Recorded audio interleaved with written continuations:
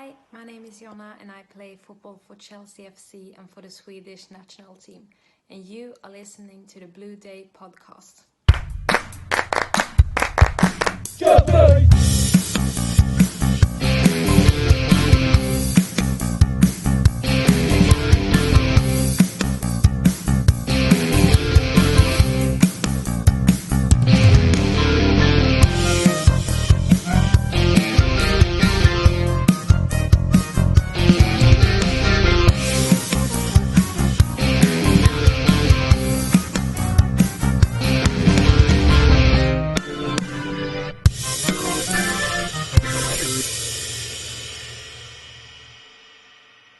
Fellow Chelsea supporters, welcome to the Blue Day podcast. And for Chelsea fans everywhere, every day is a Blue Day.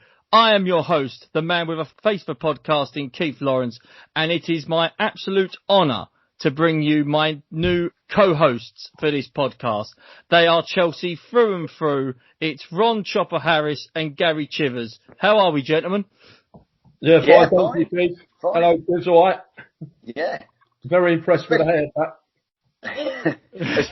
especially well after yesterday's result, the Chelsea Man United game, and obviously you'll speak about that, Keith. Yes, no, of course. I'll tell you what. Let's start with it. We'll obviously we've got a few things that we'll sort of talk about today, but let's sort of begin with the game from yesterday, Chelsea versus United. You know, Tuchel's still unbeaten. You know, we was up against United, who, all right, they're not the greatest United side that has ever sort of been out there, but they're still second.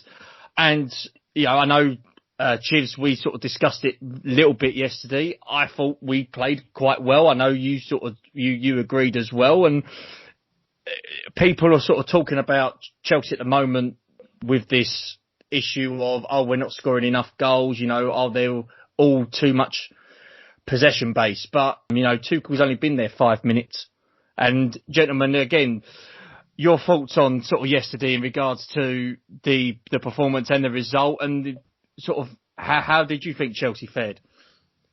Well, I'll go first. I'll tell you what. I thought they were fantastic yesterday. I think Tuchel done all his homework, bringing in Chilwell at left back, really to thwart Mason Greenwood, because he was the one with pace on the right hand side. I think Chilwell done ever so well against him, and I thought tactically in midfield he done brilliant. You know, I think is it Fernandes for him? Couldn't get the ball in midfield. He looked frustrated all the time, and only because of the work of Kante, who was sat in front of our back four, mopping up everything. I think he was brilliant. I think it was a good overall performance. We just lacked a little bit of bite and probably a little bit of pace up front. Oliver Giroud obviously did okay, but we just needed a little bit, someone up there with a little bit of pace to frighten them. But I thought overall, and I think you're the same, I thought overall it was a good performance, a very good performance. Yeah, no, I think on the run of play, I think Chelsea deserved to win. I think the big problem that Chelsea have at the moment, they seem to have tightened up defensively, where they're not conceding so many goals, but it's somebody putting the ball in the back of the net. You know, Werner's played 15 games and scored 1 goal, and if you have a look at the others, they can't seem to find the back of the net. If we could get somebody that could, you know, if Werner could come out and most probably get 2 or 3 goals, he might be a different player, full of confidence, and you might have somebody that might stick the ball in the back of the net. And I think that is the problem. We seem to solve the problem at the back where we're not conceding goals, but it's down at the other end that we don't seem to be consistent. Although I think we had 1 or 2 good chances last night I think Giroud missed quite a good chance to put us in front, but you know, maybe hopefully we get things right and we start scoring goals and winning. What did you gents make of the fact that since Tuchel's come in, he's put Hudson-Odoi as a right wing back? Now, obviously, defensively is not his forte, but when it comes to pace, he's obviously got pace to burn, and he does provide a outlet. Are you a little bit worried that someone like Reece James is staying on the bench sort of quite often than not compared to what he was with Lampard, and where do you sort of see that potentially going? Obviously, in my opinion, I would always play the other lad, in preference to come on as sub yesterday. Reece James, yeah, that's only my opinion. I think quite a lot of him, but he seems to be able to get forward. He seems to be able to defend, and I think he's a little bit unfortunate at the moment. He don't seem to be playing week in and week out. I think since Tuchel's come in, he's turned around to every player and said, "Listen, if you want to put your name on that shirt, show me what you can do." He's given everyone a chance. No one can say he's not giving everyone a chance. He's given everyone a chance and a good chance. So it's up to them to stamp their authority and put that name on that shirt. And I think he's doing this to Callum Hudson-Odoi. I mean, I know everyone was going on about he brought him on as a sub and then he took him off. But if the player's not doing what the manager wants him to do, that's what you've got to do. If he's not in the right shape or not mentally in the right, that's what you've got to do.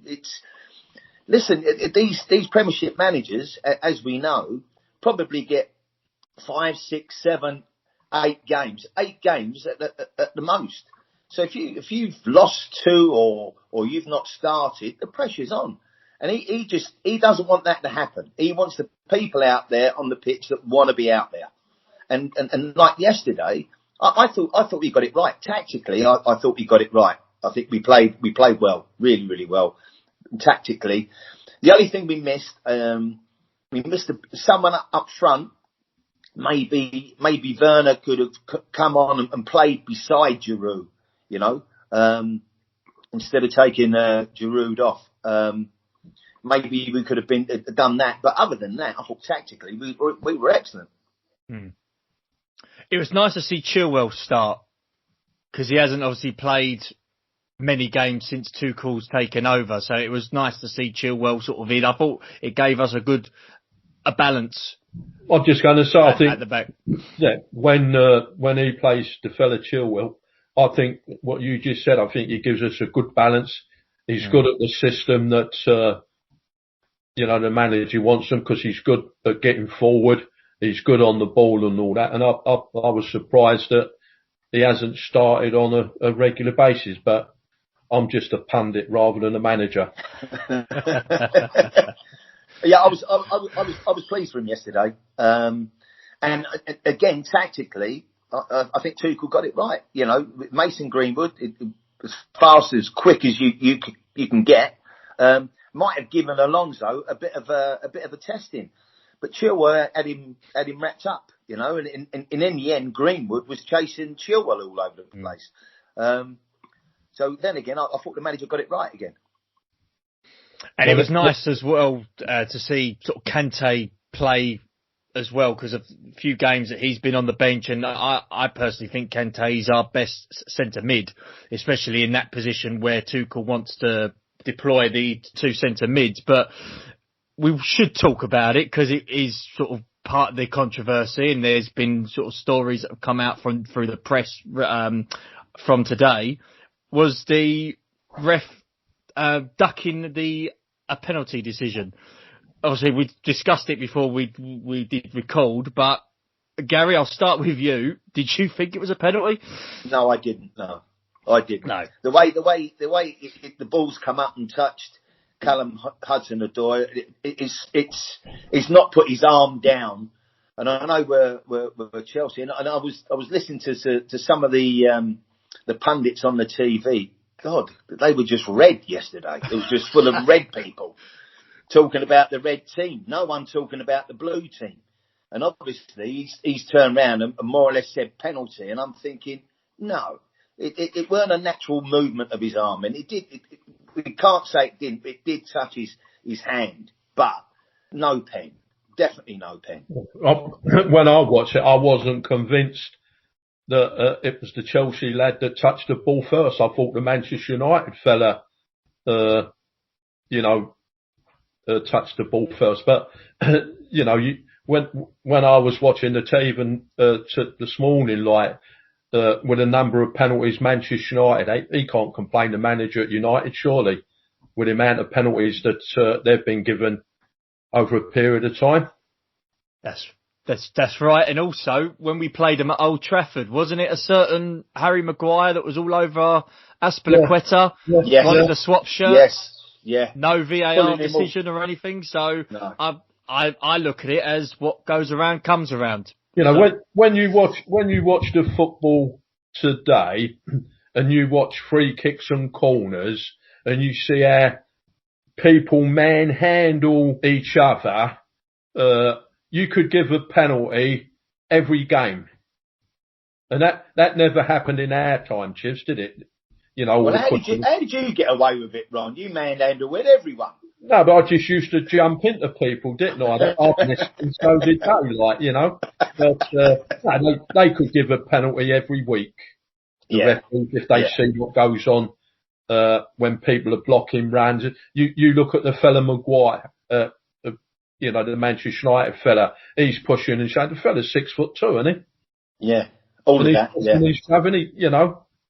But it seems to be part of the game that's come in since we retired, Chivs. Yeah, long time ago. Yeah. hell of a long time ago. Do you prefer man marking or zonal? Man marking always. Zonal, players can get a run on you, and you've just got to stick your hand up. If someone beats you in the air, it's down to you. You know, whereas zonal, you could turn around and say, oh, well, I was there because I had to go there. You had to go here. You go get hold of a person, get hold of the striker. You mark him. He's yours, and he ain't getting ahead of you in the box. How about you, Ronnie? Well, I think that's one of my fortes years ago was that I used to man mark people. Anybody, whether it was Bestie or Greavesy or Dennis Law, you know, Tommy Dockett would pull me aside, look, you know, you follow him everywhere. And if he went out on the wing, I'd go with him and all that. And, you know, I've always said, like, I think the greatest goal scorer we've ever had was Jimmy Greaves. In all the years I marked him, he only ever scored one goal. And I think that, but that don't seem to happen today where people man mark. They play a system, either 3 at the back or 5 at the back, or, you know, or what is, like a game of chess sometimes, I think. Interesting. It's fascinating when sort of discussing it from when you two played and seeing that, you know, when I've seen it on coaching courses or when you actually see it live at football. I can't remember a time where a team flat out man marks at corners and even free kicks. When free kicks coming in from wide, it's still zonal. They're marking their space. If somebody goes into the space, that's them. That's their responsibility. I personally prefer man marking. Yeah. And your thoughts on sort of a particular player who we signed him in the summer. He's been injured. He's been in and out of the side. He didn't play great. He came off sort of in the second half. Was Hakim Ziyech. Now the criticism that I sort of heard from Chelsea supporters was he's too lightweight. He's not good enough. Send him back to Ajax.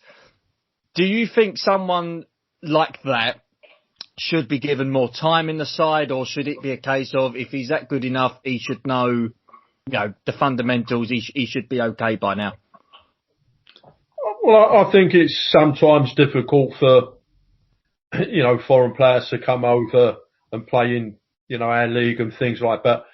You know, I would rather like to judge him, you know, over maybe the next few months, and make an opinion rather than maybe people are saying he should be doing this, he should doing that and all that.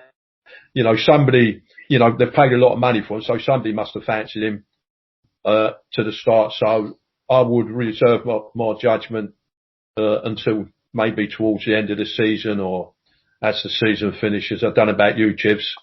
Yeah, well, I don't normally agree with you, but I'll agree with you this time. Yeah, I totally say what Ron says. Really, it takes time to adjust to this to this football, to the Premiership. You know, it's the hardest league in the world to come in, and it's sometimes it's difficult for players. You know, new country, not familiar surroundings.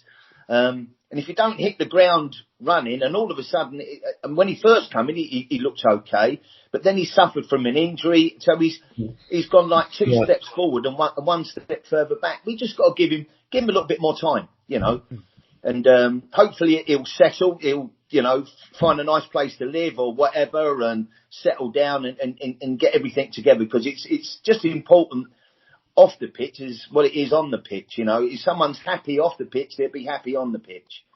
So he's just got to settle down a little bit more. We've got to give him a little bit more time. Agreed. Gents, we've sort of discussed the Chelsea United game. We're going to talk about the Liverpool-Chelsea game later on. But as you know, you two have played for the mighty Chelsea. We're going to talk about Chelsea United now from when you gents played. So what are your memories? Again, this is obviously a different Man United from when you played against them. You know, you had more, I'd say you probably had more iconic players back then rather than now. You know, when I look at the United defence, that doesn't sort of frighten me. If I was a centre forward, that back four would not frighten me at all. But gents, what are your memories of sort of playing against Man United and sort of coming up against them as a player? And what sort of stories could you sort of tell the listeners about sort of, you know, the iconic players that you played against? When we played up at Old Trafford, if you have a look from my period, in the late 60s to the 80s, we used to do ever so well at Old Trafford. And when United come to Chelsea, they used to seem to get the better.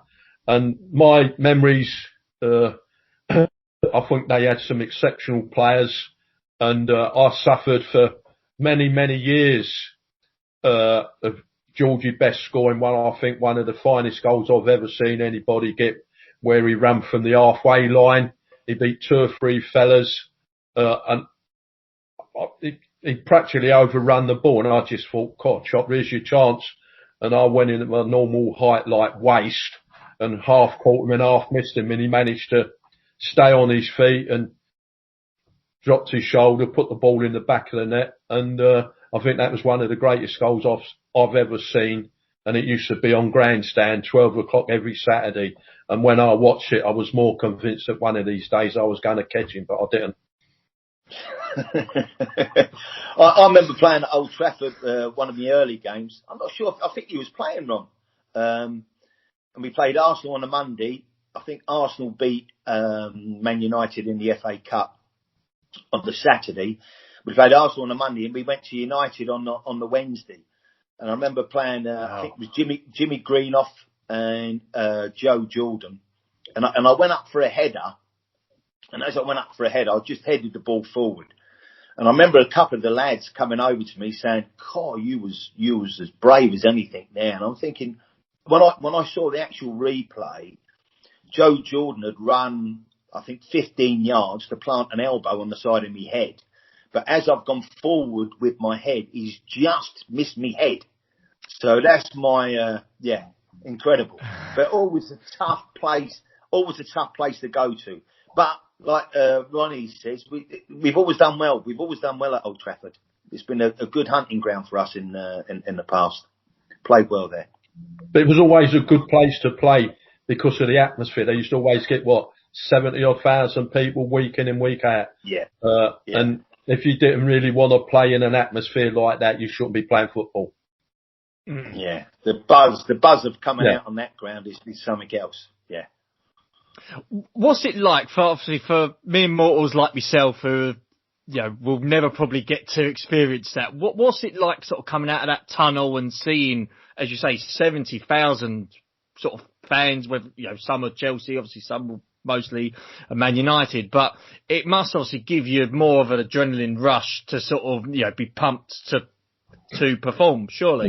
Yeah, I think I'm sure Chivers, I think the two best places for atmosphere was Old Trafford, when you had 70,000 people, and going up to Anfield when they used to like, I think the crowd couldn't get no more than like 40-odd thousand. And all the years I played up at Anfield, I never ever won a league game. And, you know, when you're 2 or 3-0 down with 20 minutes to go and all the crowd are singing "You'll Never Walk Alone," all you want the referee to do is cut the game short, blow the whistle so you can go on, because that is the most fantastic people. No disrespect to United, but that is the most fantastic place, you know, for the atmosphere. The best thing, as what he says, is when you're playing in these games, you're in the tunnel. And I'm not being funny. You think to yourself, I can jump 20 foot in the air, you know. But you look at other people that's got adrenaline running through them, and some look scared, and you think, God, I hope he livens up in the first 5 or 10 minutes, you know. Otherwise, we'll be struggling today. It all depends how it gets you. And if you use that adrenaline in the right way, you're going to have a good game. If you use it in the wrong way, you're going to be awful. And sometimes you used to look at players and I used to think, come on, you know, let's get going. You know, we need to get going here, don't we?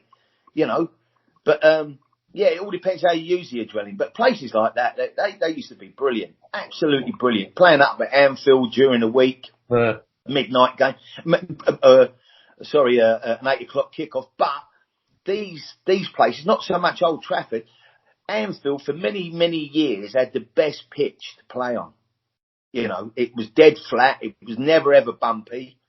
I mean, Stamford Bridge at the best back in the 70s and 80s was one of the worst pitches to play on. It was a difficult pitch to play on, Stamford Bridge, wasn't it? Yeah. Would you say from the point when you two were playing to now that the atmosphere and the intimidation factor of these stadiums has changed so much? Would you agree with that? Yeah, I think what's happened now, like, without being disrespectful to anybody, years ago, you know, it was quite reasonable priced to go and watch a game, and it was the working class people, and you could go there and have a shout up and a couple of drinks and all that. But, you know, Chivers would tell you, you know, we do the hospitality at Chelsea and they've got the boxes there, and some of the people are not even Chelsea supporters. Their company's got a box, and whoever's in charge, Chivers, don't they? Whoever's in charge, they could be supporting the away side or something like that. And I don't think, since they've had all these all-seater stadiums, the atmosphere is the same. And the likes of the ordinary class people cannot afford to go to football nowadays. From the football side, when you're lining up in the tunnel waiting to come out, like they all chat and shake hands, I wouldn't be doing that. I wouldn't be speaking to the opponent. There's no way in a month of Sundays would I be even looking at them. I'd be looking at them, giving them a right good, you wait till you get out there. You know what I mean? It was none of this. I mean, some of them, they're shaking hands. How you doing? You know, hugging each other. And I'm thinking, God, you've got to go out and nail that fella probably in about 15 minutes. You know, the game's changed, though. The game has definitely changed. But that certainly I wouldn't be shaking hands with no one in the tunnel. No. Well, there's been games now that players have swapped shirts at half time. And you just sort of think to yourself, why? You know, you're okay. You know him outside, you know, playing, but if you're playing against him, he's your opponent. He's, you know, the man you've got to try and beat. Don't be too pally with him. You've got to sort of that's my opinion anyway. But I do agree. You know, you look at it from a standpoint. Some players are just too nice now, I think. Really nice. Really, really nice. Really jumping up in the air, you know, don't book him, don't do this. God, well, Ronnie will tell you, as soon as Ronnie would get booked, the other team would be wanting him to get him off. You know, that was the way football is. You're trying to win a game by seeking as many advantages as you possibly can. That's the way I look at it. I bet, Ron, you always used to go into the referee's ear and go, hang on, you've already booked him once, you know, one more time. I don't think I ever spoke to any referee in all my time, apart from when they used to come over and book you, and you used to say, "What's your name?" and they used to say Harris. But other than that, I never used to get involved. But I'm sure Chivs would tell you, it's so much different.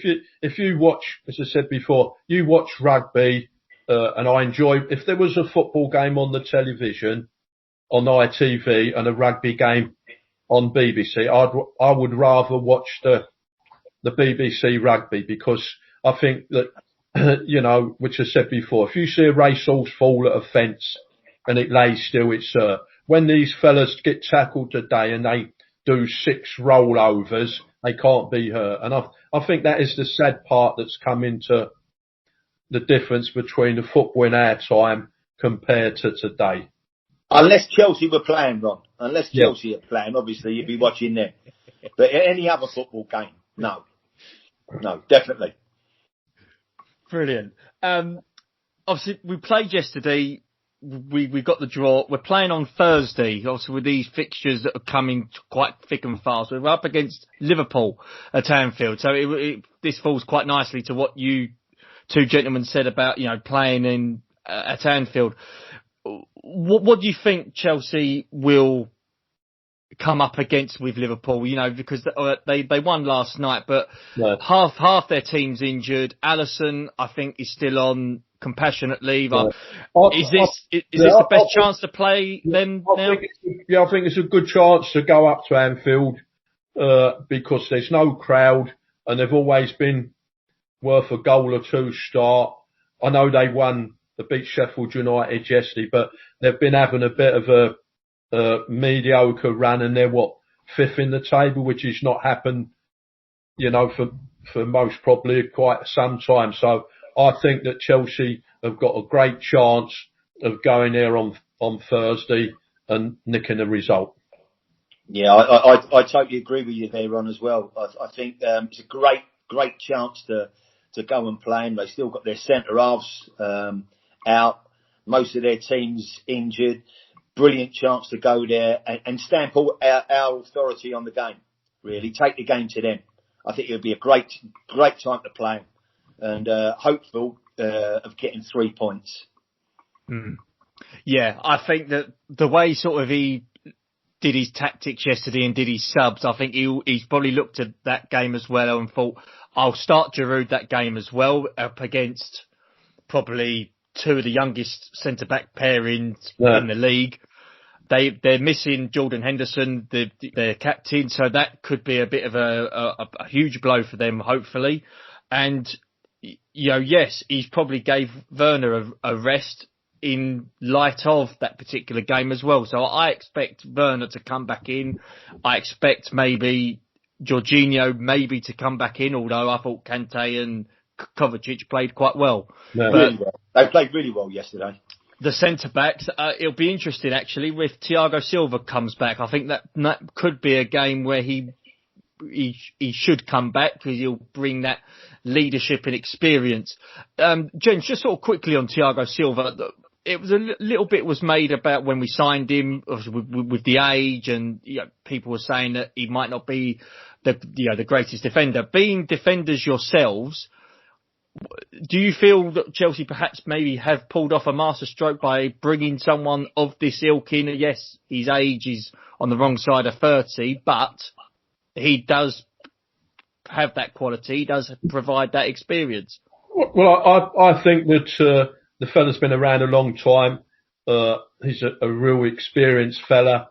For a year or two, he might be able to help some of the younger players in the side and things like that. But the only problem I always feel, I'm sure Chivs will tell you that, if you have a bit of a knock, if you're 18 or 19, it only takes you a week to get over it. The fella's been out for 2 or 3 matches now, and with an injury.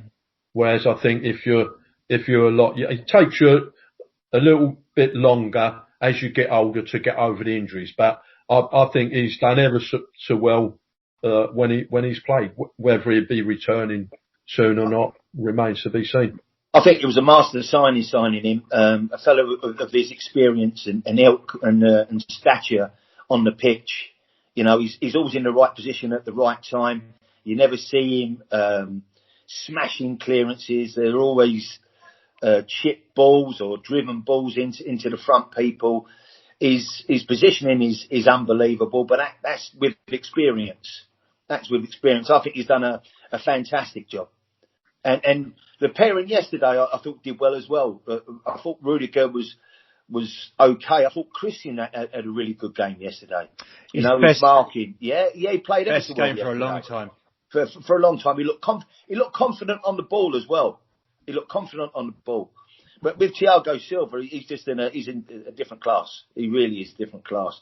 And like Ronnie says, sometimes when you get an injury and it takes you longer to get back, you've just got to wrap him up in cotton wool, really, and just get him back on the pitch.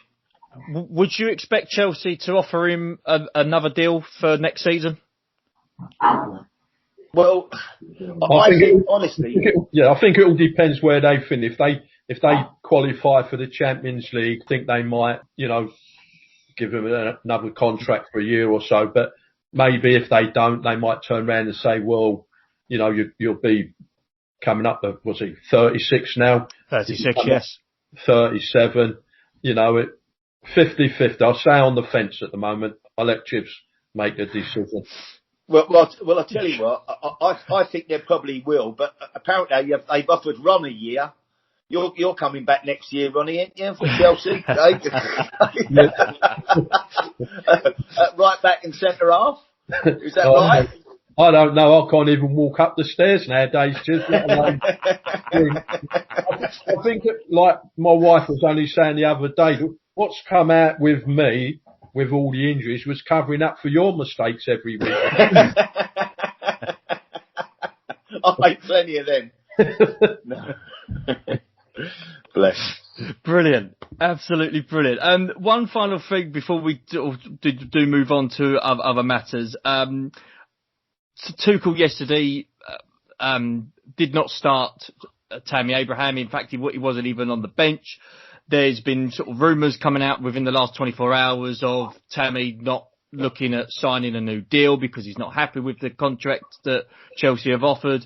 There's obviously talk about he's wanted to know what Chelsea's plans are about bringing in strikers. What's your thoughts on him, gentlemen? Do you feel that we should maybe, possibly break the bank with him like we did with Hudson-Odoi based on his age and ability? Or as a player, would you perhaps look at the situation and go, maybe he should move on for the benefit of his career? Well, I think the club has offered him what they consider he's worth. So it's totally up to Tammy what he does. I don't think they should break the bank, and they won't. They'll look at this. They'll look at Tammy and see where he's at. He's got to be for me scoring a few more goals and getting into good scoring positions, which we've lacked or he's lacked at the moment. If he feels like he wants to go to another club, listen. No one else will ever stop a player from moving if they want to move. Because you could be, how can I put, awkward in training or something like that. But really, I'd like to see him roll up his sleeves and fight for his place, and fight to stay in. That's what I'd like. And I think all the Chelsea supporters would like to see a Tammy Abrahams running down defenders, being aggressive, winning headed balls. And getting a few more goals. That's what we want to do. That's what we want to see. And I think loads of Chelsea supporters that would like to see that in Tammy. So a big message is stay at Chelsea, but fight for your place. Fight for your place. Ronnie, what did we do if he was out the team? If he was out the team, what'd you do? Well, you used to, in training, you'd want to impress the manager, make him, it happened once or twice to me when I got left out the side, and you want to be that much more determined to prove the manager that he's wrong. But I think the worst thing that's come into football since our times is agents. And you bet your life they've all got agents now, and the more they can earn, the more the agent gets. And that never happened in my time. You were called in and say, look, you know, there's a 3-year contract, £40 a week or £100 a week. You know, without being disrespectful, you know, if they was to release him, do you think there'd be a flood of clubs coming after him? Well, I do believe that there are some Premier League clubs that would take a sniff at him, but then the other sort of problem you'll have is Chelsea aren't going to let him go on the cheap. If they see him as, and again, this is all depends if he goes to the Euros. If he goes to the Euros, that might put another £5 to £10 million on his price tag. So I think Chelsea are probably going to have to wait up. But if Chelsea are looking to bring in so many players, you know, if the rumours are true and Roman is going to give Thomas Tuchel 250 million to spend on new players, Tuchel's going to have to sell players, isn't he? So maybe Tammy. Ain't they supposed to be on the verge of signing this fella Haaland? That's the rumours that are going round at the moment, that Chelsea are one of the clubs looking at Haaland. But again, if they sign him, would he be happy, Tammy Abraham? I personally would say no. So maybe he's put 2 and 2 together and thought to himself, well, maybe there's an opportunity to get get sign-on fee on the agent to be happy, you know. The thing with Tammy's been at the club since the age of 6, I think. Yeah. You know, he's been here a long time, and apparently he's got a house in Surrey, which is completely white with a blue line going through it. So it shows you what he thinks of the club. He obviously loves the club. He's probably got annoyed over the weekend because he's been left out. Let's get him back. Let's see him fighting for his place. That's what I'd like. I'd like him to stay. I'd like to see him fight for his place. It's too easy sometimes for these players just to say, like, well, I want to move on. I want to go here. Why do you want to move? He's at the best club in the world. Why move on? Stay at Chelsea. Go and prove it to the supporters. Gents, did you have players that were sort of on the fringes of the first team and maybe had a couple of games and then was taken off? And was there any players that kicked up a fuss in training or spoke to any of the backroom staff or whatever and just sort of said, you know, I need to play or something along them lines? Was there any sort of particular players that did that, or was it a case of... You always had players that plays, but in our time, and Ronnie will tell you, if you got left out, you had a point to prove. You know, you ran about on Monday at training. You stayed out for extra work. You trained harder. And then you'll go and see the manager and say, like, I want to play games. Every player, no matter what, especially in our time, it weren't what wage you was on. You just wanted to be playing. That's what it was all about.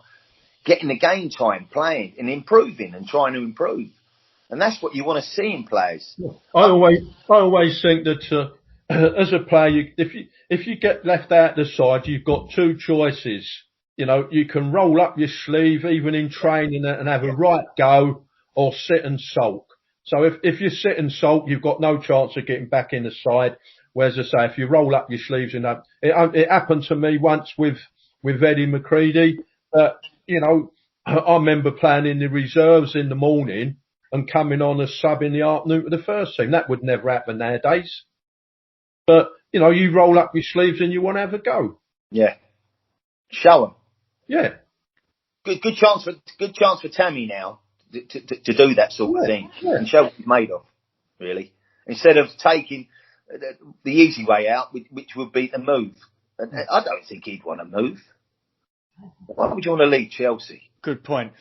On the subject of strikers, let's sort of delve sort of down a different path, so to speak, shall we? And as it's the 1st of March, it's the anniversary of Peter Osgood passing, one of the best strikers Chelsea has ever had. He unfortunately died on the 1st of March 2006. Ron, you played with him many times. You knew of him. Gary, I'm sure, obviously, you know of the great man as well. Gents, just sort of, what sort of stories have you got of Peter Osgood? You know, for people that may have never met him before or probably haven't seen him sort of play. What was he like? And as a player and as a man? I've always said that Ozzy was one of the best players that I played with in my time at Chelsea Football Club and through the football club. He was a great lad. He would do, if somebody, we used to have a secretary called John Battersby, and, he would come in the dressing and say to me, look, can you get 2 or 3 lads to go up to St. Stephen's Hospital where they got a young lad that's not very well and all that. And he'd be the first one to put his name down to do things. And he was a great lad, Oz, and I still maintain, in my opinion, he's, if you had an opinion poll, he would be one of the front runners to be the greatest player that's played for Chelsea.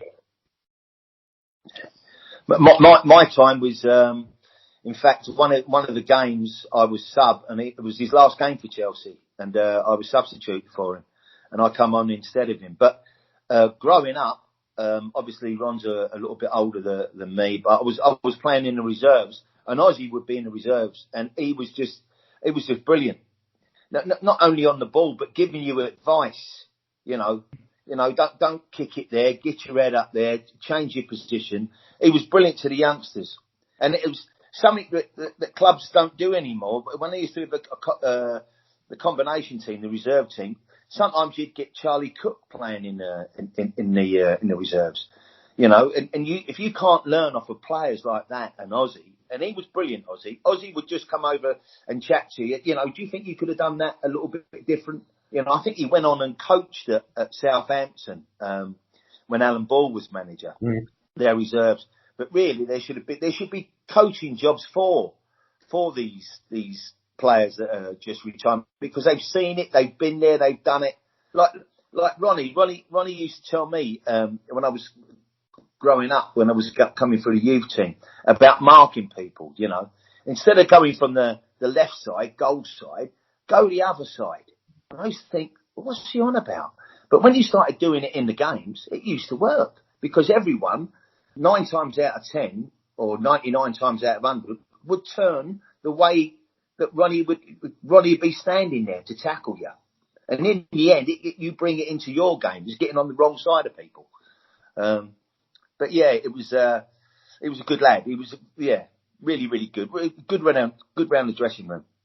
What was he like outside of Ron? I'm assuming that, there must have been times you've gone out sort of with him on sort of functions. Oz would go out of his way to speak to anybody or sign autographs, and the things are different. Like we used to, even in my time, if you played at home or if you played away, there used to be about 6 or 7 of us used to go to the Dogs on the Friday night. We used to train, say, about 2 o'clock on the Friday. If you played at home, you'd go up to the Lancaster Hotel up in London, put all your things in, and then, as I say, 6 or 7 of us, Ozzy was one of them, we used to go to the Dogs. But the last race used to be about 9:15, and we'd be back at the hotel by 9:45, and nobody said anything. We used to have to go to the pictures when we first started staying away, and the lads come up to me and said, look, we've already seen this can't you go and have a chat with him? And the manager and when the lads have seen this film, and they used to say, look, as long as you're back in the hotel by 9:30, not a problem. And nobody, if you go back over the players, I'm not being disrespectful to any of the players that are playing today. Is there any better players around than Bobby Moore and Jeff Hurst and Ozzy and Haddy, George Eastham, all these people? I think they'd walk in the sides that are playing today, and most of them was, you'd have a beer or something. Like, I'm not saying all of them, but like going back to the pitches that we played on, you played in the frost, you played in the snow. Today, they seem to be pampered. You watch the rugby internationals and see somebody knocking.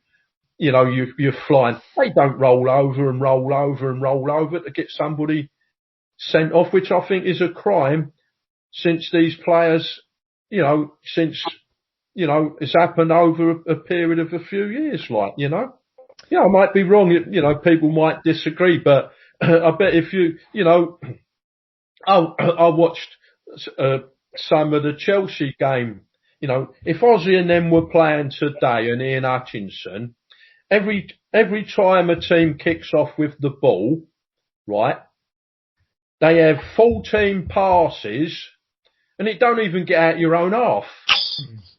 When we did, we used to play the ball back to Johnny Hollins and you'd get Ozzy and Hutch up the middle and they'd thump one up the middle. Nobody crosses a ball nowadays, do they? No. No, different game. And that's it's a different game. I'm not knocking the people that are playing football today, but I would honestly like to see some of these players playing today on the pitches that we played in, and some of the tackles that you can't even tackle anybody. If you slide in today, that's a foul. You can't, you look at all the jostling and the pushing and shoving for free kicks and corners. Go back in our time. I bet you've never seen anything like that. And everybody does it today. A fella, does a tackle and they roll around. They roll around for 5 or 6 rolls. Well, if they was hurt, they would lay still, wouldn't they? Like a racehorse. If it's hurt, it lays still. Yeah. And I think that's the sad part. I'm not criticising the difference between us and them, but I think that's the whole thing that's changed. Even towards when we used to play in some of these European ties, the last thing the managers used to say to us was, be careful in and around the penalty area when you're tackling. And it's all, I think all this has come from, foreign players that are coming over to this country. And I think everybody does it nowadays. I remember going to watch my kids play when they were 12, 13 years of age. And I got hold of one of them the day my mark. And I said to him, why do you keep on spitting during the game? And he said, well, I see you do it on the television every Saturday night. And they see the match of the day and all the things that go. How often do you see a rugby player when they're the way they get thumped? Do you see them rolling around and rolling around?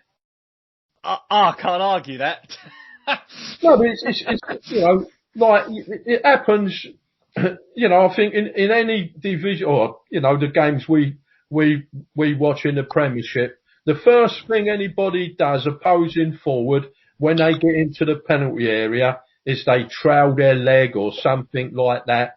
And they are the people that I think should be punished, should be banned. If you, if you're driving up the motorway doing 80 miles an hour and you get called over by the police for speeding, I bet for the next few months you drive below the speed limit, don't you?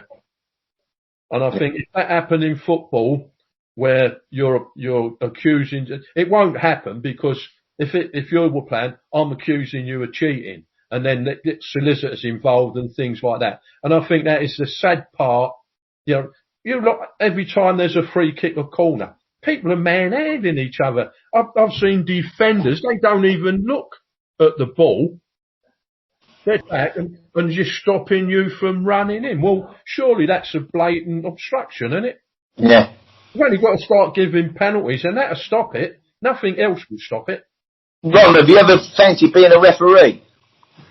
Not really. Ron, I think you'd be great in the VAR room. Yeah. I think you'd be perfect at it. No, I just think it's a sign of the times.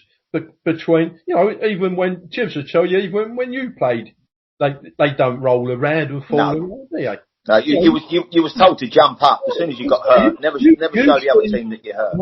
Not any other professional football match and see somebody brought down whatever, they roll around and roll around. Well, you see a racehorse fall at a fence and it's hurt, it lays still.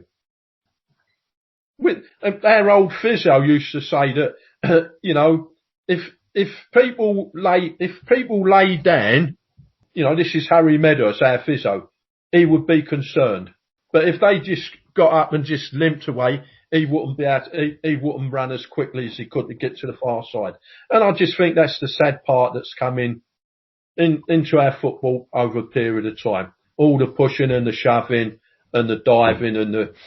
I think the referees have a very, very difficult job today. But who on earth would be a referee, eh? Well, they're full time now. They earn a lot of money, don't they? Yeah, that is true. So, in regards to obviously this week, we've got the game against Liverpool. We've got Everton on Monday as well. We will be doing hopefully another episode next week to review the Chelsea-Everton game and perhaps talk about the Liverpool-Chelsea game. But just a couple of announcements before we end here today, gents. Mr. Chivers, you've agreed to be a guest on the Blue Day podcast on the interview segment. So we will be reflecting back on your career this month, which will be fantastic. Good old Ron. Good old Ron. The day if he hadn't have been in the side, I used to do all his work week in and week out.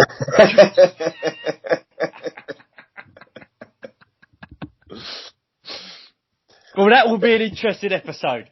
Yeah.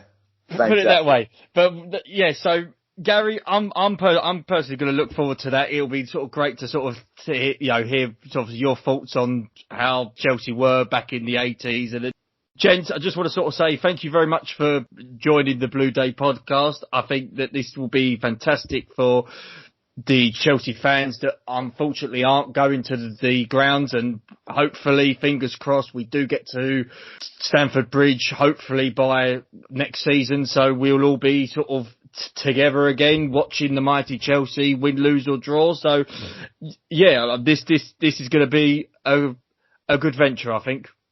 Brilliant. No problem. Thanks very much. That's okay. So we will be back next week with another episode. So please join us for that. But all I can say on behalf of the Blue Day podcast is stay safe and carefree. Carefree.